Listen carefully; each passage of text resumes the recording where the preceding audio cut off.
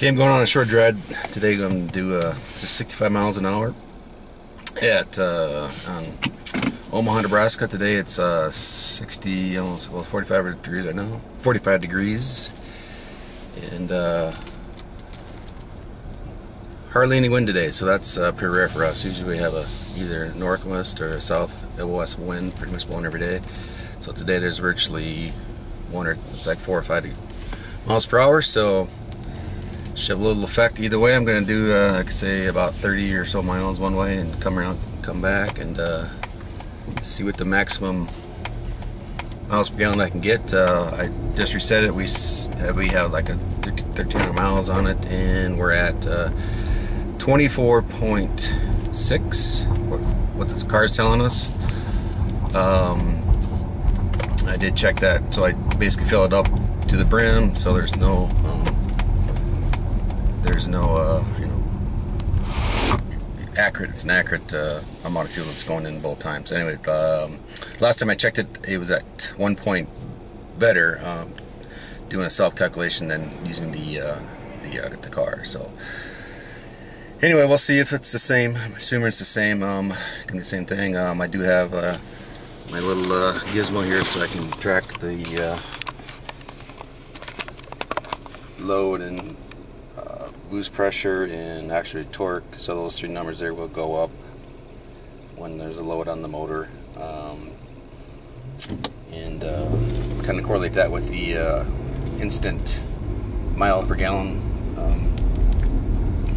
So anyway, when you see instant mile per gallon drop, then that pretty much means that you have more boost, more torque, and more load. So anyway, see you later.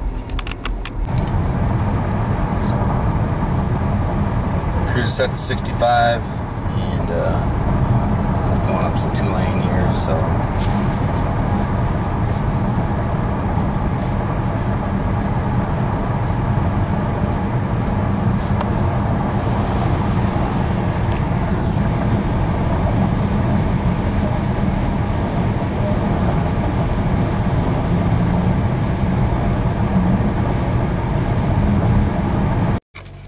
well, halfway done with my little trip here. I'm at 29 miles essentially,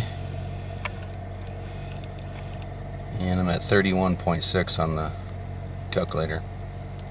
So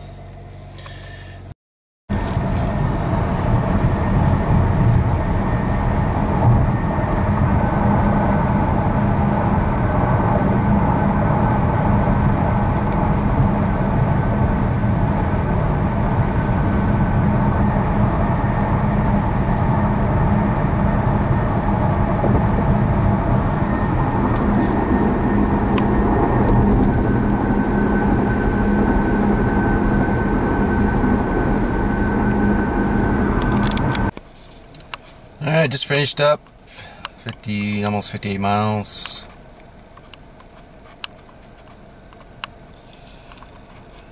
$32.4 calculated. just turned 60 degrees out. So that's going to give you between 60 and 70 is usually your best mileage. So it's can't ask for a better day with 0 wind. So I got a little bit of mileage coming back. So a little bit of a headwind going out. The way it sounds, or the way it looks. So you know, let's fill up, see how many gallons. So we'll probably just over 1.5 gallons probably.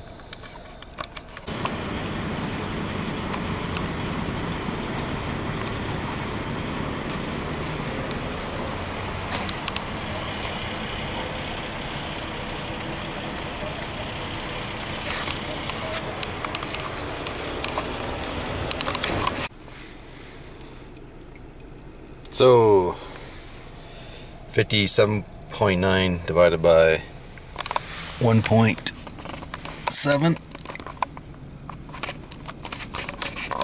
Right there.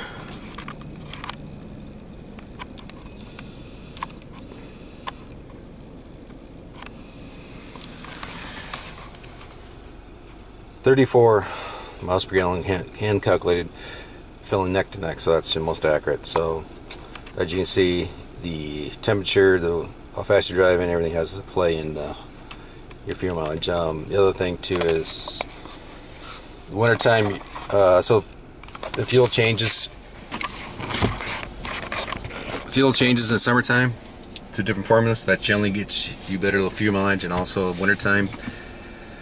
The warmer temperature is, the richer the leaner the mixture is in the fuel injection, so that means you get better mileage in the summertime anyway. And in the wintertime, when it gets cold, say down to single or teens, single digits, usually that's when you get less fuel mileage, because the fuel is much richer because of just the air temperature difference. So a lot of variables come into fuel mileage, but it shows here that the EPA average on this is pretty much spot on. So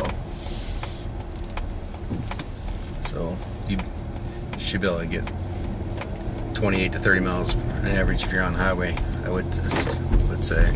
So you drive it. So I would guess if I was driving 70, the speed limit, which kind of would imagine drop maybe 1 or 2 points, probably 1 point.